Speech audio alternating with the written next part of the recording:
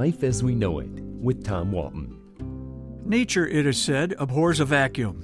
I've got news for nature. So do I. When I retired, I was given 2 housekeeping assignments by my wife.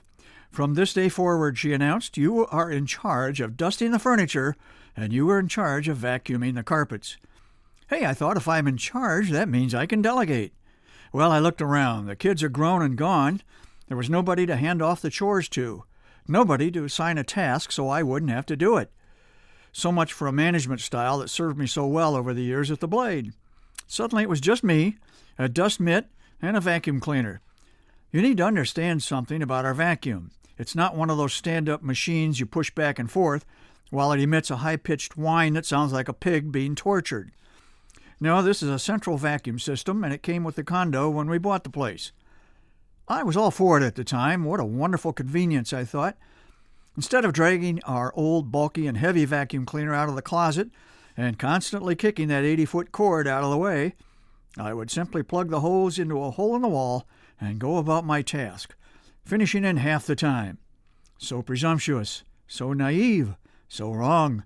This is the hose from hell. It's not 80 feet long, but almost. This thing is part vacuum hose, part boa constrictor. It's constantly getting twisted and knotted, or I'll inadvertently step on it and wonder why all the suction has stopped. And if you think I don't like it, you should see the dog when I drag out the hose and plug it into the wall. One minute he's cowering under the dining room table in utter terror. The next he's in full attack mode, trying to wrap his little jaw around the business end of the vacuum. It's a battle he never wins, but he never gives up, bless him. He must think this menacing, growling intruder, in his otherwise quiet daily routine, is threatening the human he loves. He doesn't get that I'm doing the pushing.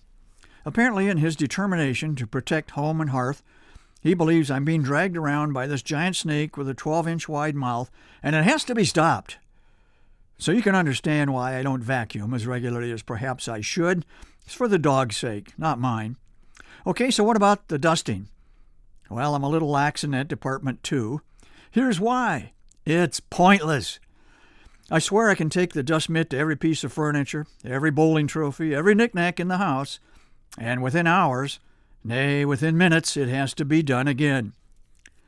I will run the dust mop over every square inch of hardwood, and before I can settle back into the recliner, little balls of dust are already floating and bouncing along the floor, taunting, tormenting me. Dust bunnies? No way. Bunnies are cute. Dust bullies, that's what they are, although they do multiply like rabbits. How did I miss them? Where were they hiding just a few minutes earlier? Most of these little balls of fluff look suspiciously like the dog's coat of hair. Hair, fur, which is it? So he bears a bit of the responsibility. That could explain his hatred of the vacuum hose. Maybe he knows this monster that lives in the furnace room is gobbling up little parts of him when it comes out. I'm sure the dog agrees with me.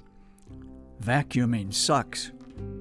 Life as We Know It is written and hosted by Tom Walton and is a production of WGTE Public Media. Life as We Know It with Tom Walton can be heard on WGTE FM 91 every Monday afternoon during All Things Considered at 5:44 p.m. Or hear past episodes at wgte.org/life.